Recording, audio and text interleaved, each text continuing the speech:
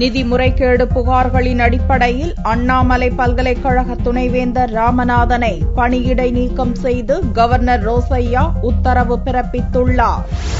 சிதம்பரம் அண்ணாமலை பல்கலைக்கழகம் அண்மை காலமாக கடும் நிதி நெருக்கடியில் சிக்கி தவித்தது. இதனால் அப்பல்கலைக்கழகத்தின் ஆசிரியர்கள் மற்றும் ஊழியர்கள் போராட்டம் நடத்தினர். இதற்கிடையே அண்ணாமலை பல்கலைக்கழக நிர்வாகம் குறித்த வரவு செலவு கணக்கை ஆய்வு செய்த சிறப்பு தணிக்கை குழு அது தொடர்பான அறிக்கையை கவர்னர் ரோசையாவிடம் தாக்கல் செய்தது. அந்த அறிக்கையில் பல்கலைக்கழகத்தின் கோடிக்கணக்கான ரூபாய் நிதி தவறான முறையில் செலவிடப்பட்டுள்ளதாகவும் ஒட்டுமொத்த நிர்வாகமும் சீர்குலைந்து விட்டதாகவும் தெரிவிக்கப்பட்டுள்ளது.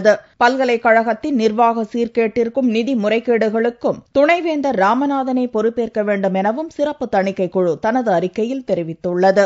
இதன் அடிப்படையில் அண்ணாமலை பல்கலைக்கழகத்தின் துணைவேந்தர் ராமநாதனை பணியிடை நீக்கம் செய்து கவர்னர் ரோசையா உத்தரவு பிறப்பித்துள்ளார். சனிக்கிழமையன்று வெளியிட்ட ராஜ்பவன் செய்திக்குறிப்பில் இது தெரிவிக்கப்பட்டுள்ளது. அண்ணாமலை பல்கலைக்கழகத்தின் நிர்வாக அதிகாரியாக சிவ்தாஸ் மீனாவை தமிழக அரசு வியாழக்கிழமையன்று நியமித்தது. அவர் பொறுப்பேற்ற 2 நாட்களிலேயே துணைவேந்தர் ராமநாதன் அதிரடியாக நீக்கப்பட்டிருப்பது பரபரப்பை ஏற்படுத்தியுள்ளது. இதற்கிடையே தஞ்சாவூர் குறுங்குளம் சர்க்கரை ஆலை முதன்மை நிர்வாக அதிகாரி தினேஷ் பொன்ராஜ், ஆலிவர் மற்றும் கரூர் டிஆர்ஓ கிறிஸ்துதாஸ் ஆகியோர் அண்ணாமலை பல்கலைக்கழக நிர்வாக பணிகளுக்கு நியமிக்கப்பட்டுள்ளனர்.